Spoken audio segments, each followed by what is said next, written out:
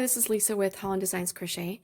Today I'm going to be demonstrating for you a new pattern called the Modern Jacob's Ladder. It's a granny square that I'm using to create an Afghan, and this is in the 2023 Afghan Club. So you can see the ones I've photographed are worked in a solid color, or just a single color, and you can see the texture quite nicely. And you can see that here as well on the swatch here in front of me, the sample I'm working on. And I've created a video showing the rounds and working them for you, just to demonstrate them for you. And I used two colors to make it easier to see, and also you can just see the result of working with two colors and what the overall effect of that is. And I was also thinking that you could use this cream color, or contrasting color, I guess you could call it, for the last two rounds of your square, so that it would maybe be cream all the way out, so you wouldn't have this sort of a green edging. You'd have just the cream going all the way to the edge. So I think that'd be quite pretty also, and just have the green down the center. So you can kind of play around with it and decide when you want to change colors and the colors that you want to use. So all I'm going to do to show you at the very beginning is how to do the color change. And so this is round one of the square, and you can see I've completed most of it. Each round is joined with a half double crochet in the first stitch of the round. And so before I actually work my joining half double crochet, I'm going to do what's called a magic knot, and I'm going to change colors. So I'm going to trim my current yarn to be just a few inches long. You can see what I've done there. And I'm going to change to this cream color now by just joining my cream color. And a magic knot, there's all kinds of videos online showing how to work this, but I'm also going to demonstrate it for you. So basically you tie the new color around the old color, just with a simple knot like that. It's a very simple knot. Tie the new color to the old color, then tie the old color around the new color, the exact same manner. So you have two knots, very much the same, and then you just pull. It pulls securely, and this is called a magic knot, and it's magic because it will not come out, so they say. And I have not personally had any problems with this knot. So you're just gonna do that, and so now you use the rest of this green to complete your joining half double crochet. And so we're just gonna do our half double crochet join, and you can see that as we are doing that stitch, we end up pulling up with the new color like that, and these two ends will just get trimmed closely, and again that knot should not come out. And then I'll just continue on and demonstrate for you round two of this pattern. Make sure I don't catch my little ends there. So round two begins with a chain one and a single crochet into that corner.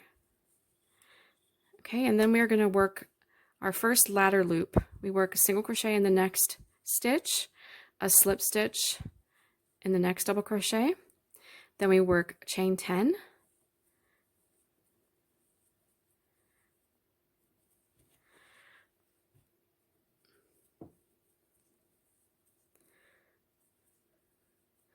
okay, so we have chain 10, and then we do a slip stitch into the same double crochet, and then we do a single crochet in the third double crochet on that side. And then this round we have some single crochets, chain twos, and a single crochet for the corner. So we do that on each of the corners, and we create one of those loops, and that's a ladder loop. I'm terming it a ladder loop because this is a Jacob's ladder pattern. And so I'll just do one more time for you. 4, 5, 6, 7, 8, 9, and 10. Join with a slip stitch, single crochet in the next double crochet, and then work our corner as so. Okay, so you can see how that is. And so we finish this round, we'll have 4 of these ladder loops all the way around. The beginning of round 3, we work a chain 2, and we're always working into that corner. as we begin. So we're going to work 2 double crochets in that corner.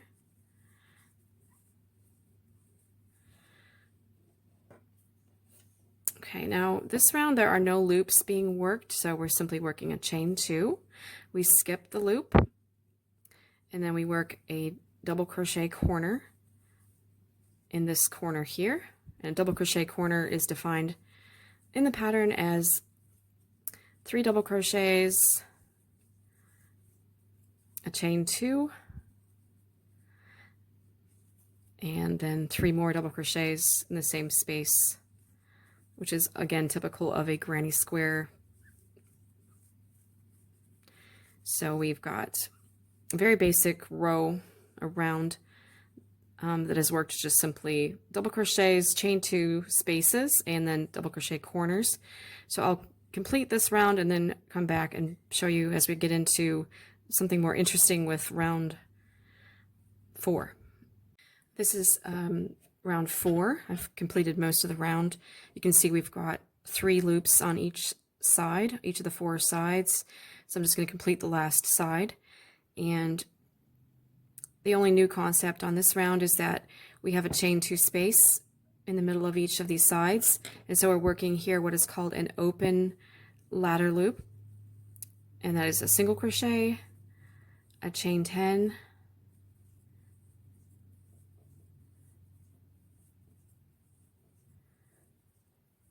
and a single crochet back in the same chain 2 space. So that's the completion of the open ladder loop, and then I just finished with the closed ladder loop again.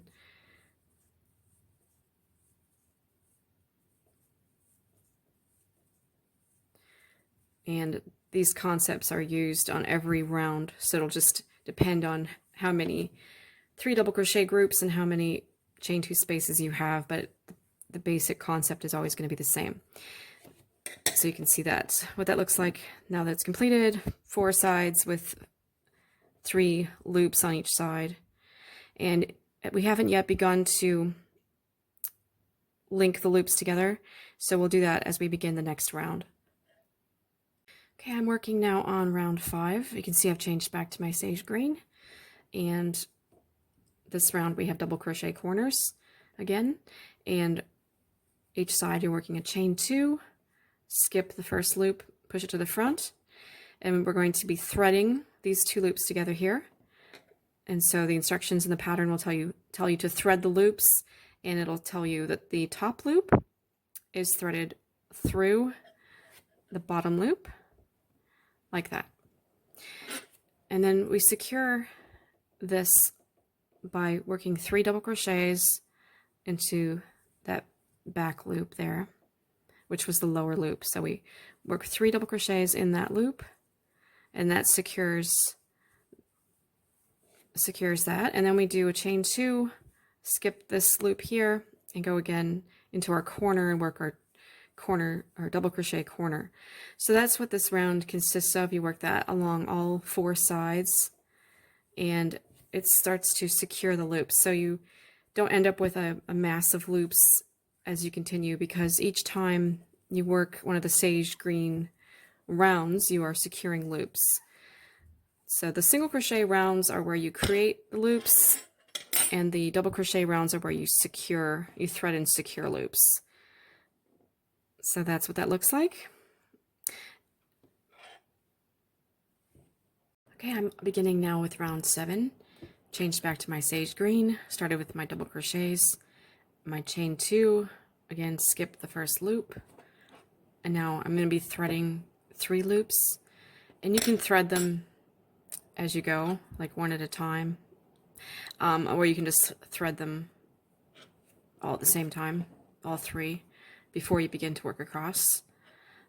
So you can see how I've just threaded those 3, and then I'm just going to work my row as per usual, where I'm working my 3 double crochets in the top of each of those loops to secure them. So this again is the same as what we did on the previous round. You just have this time 3 threaded loops rather than just 1. And it'll be the same as you continue to build the square. Every round will have more threaded loops. For the sample squares, I only went up to a total of 7 loops, so you end up having 5 threaded loops, and then the 2 on the end that are skipped as you get later on in the pattern. So again, skip that one and then work our double crochet corner. And just continue that all the way around.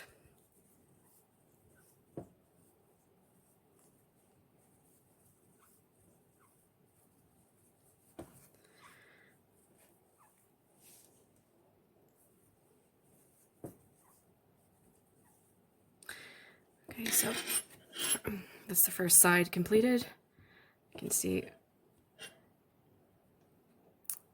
how that looks, and it'll continue to secure those loops, so it won't be as many loops just loose. You'll have them all secured and woven in, and it's looking quite pretty, I think. So I'll just continue on, and I'll come back and show you something else that's a little bit different, so I can show you how to complete the square. All right, this is round 9. Working with my sage green. I've just done my double crochet corner there, and I had just done the first side of the square. So you can see I've threaded my loops and I've secured them with 3 double crochets across the back. So on this particular round we had 5 threaded loops and 2 that are loose on the sides. So I'm just going to continue doing that as I'm going around. And I was going to just mention something interesting. I was looking up the history of Jacob's ladder as far as crafting goes, and I had seen online that there are Jacob's ladder quilt patterns. I'm not personally into quilting or sewing, but I do think that they're very beautiful, and so it was interesting to see that there were the same concept or a similar concept of a ladder was used in quilting. And so you can read, if you look online, you can read some history about that. And of course we've got Jacob's ladder in crochet, and then this variation that I'm doing now is a Jacob's ladder, which is just linked loops. And anyway, it was interesting that I guess the original Jacob's ladder is mentioned in Genesis 28, so you can go back and read that if you're interested in reading about like the historical Jacob's ladder. And then also there are toys that are referred to as a Jacob's ladder toy. So when I saw that online, I recalled having seen that before, although I don't know that I ever had one as a child or anything, but I think they're made out of ribbon and blocks, perhaps. And so that was interesting. And I also saw recently that someone was designing a crochet blanket. I believe it was a crochet along type blanket, and it was in honor of the coronation of King Charles, and it had like crowns and interesting, jewels and things like that on this blanket. So it was quite pretty. So it's quite neat that people also craft to commemorate history. And I was also remembering that I'd heard that the coronation stone that is actually under the chair used during the coronation, I think it's been referred to as the coronation stone, or the stone of scone, if I'm pronouncing that properly. And also, it's also been known as Jacob's stone or Jacob's pillar stone, which you can also read about if you see the original account there in the Jacob's ladder historical account there in Genesis 28. So that was sort of interesting. So I thought, well, here I am doing a Jacob's ladder type pattern, and maybe it has a little bit of a connection to where we are currently. I think the coronation of King Charles is in May. So I do like also to, commemorate history through my designs. So I thought that was quite a neat connection there. So it's always interesting to read history, and then also see how history is often found in crafting and in the things that were created at different time periods. So I'll just continue on, finish this round, and then I will show you how we begin to connect the final loops so that we don't have any loose loops anymore on the final rounds. We're going to actually finish off the square, and it'll be completed and have a nice smooth edge. So I'll show you how that looks in a moment here.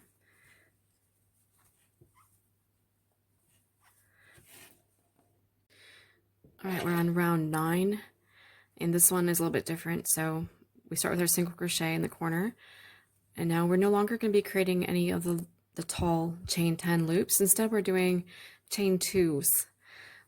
So every time we are working across a 3 double crochet group, we're just working a chain 2, not a chain 3. And the same goes for the spaces, the open spaces. We're just doing chain 2s there as well. So on this round, we're not actually connecting any loops yet. We're just basically creating the chain 2s that we'll be using later to connect those loops that are still loose. So that's how this round is worked. Just very simple single crochets and chain 2s, no longer any of the chain 10s. So I'll just work around this entire square and then come back and show you the next round. All right, this is round 11. I've almost finished the square. I did my double crochet corner. I had 3 double crochets into this chain 2 space here, and then I was working 3 double crochet sets all the way across while I'm securing these lower loops. So I'll show you how that's done, because we had the chain 2 spaces, as you recall, on the previous round. And so all we're doing is the same concept as what we did before. We're threading the top loop through that lower loop, but then we're having to hold that and work our 3 double crochets into that chain 2 loop. So in this instance, you cannot thread your loops in advance. You have to do them one at a time as you're working across the row, because otherwise they would not stay, because the top loops are not tall enough, right? So they're only chain 2s. And working your 3 double crochets into that chain 2 loop is what secures those loops. You see how we have a nice edging there at the top, and that's all secured. And then we just complete this round with 3 double crochets in that last chain 2, and we finish our final double crochet corner as well. And then you can decide what you want to do. If you'd like to change colors, you may change to the contrasting color for the final round, or you can just continue with the main color or the first color. So round 12 will be the final round. It'll also be a joining round if you're joining to an adjacent square. So you can decide what color you want to use for that, depending on what you like. So I'll just finish the square and then show you the final result. All right, my two-tone square is finished, and I joined it to the other solid squares that I made before. So I do actually like this texture in just a single color, but for the demonstration purposes, I thought the 2 colors would be helpful for you to see. And it is quite pretty in the 2 colors. And the final round that I had worked was round 12. It was single crochet and chain 2 spaces. And then as you're joining along either 1 or 2 sides of adjacent squares, you simply replace the chain 2 with a chain 1 and a slip stitch into a chain 2 loop of the adjacent square. So it's just a typical join as you go method used quite often in granny squares or other types of squares. So it makes it nice. You don't have any seams or any sewing after the fact. It's all worked in a join as you go way. So hopefully you'll enjoy this pattern. It's again in the 2023 Afghan Club, the modern Jacob's Ladder pattern, and also available separately, of course.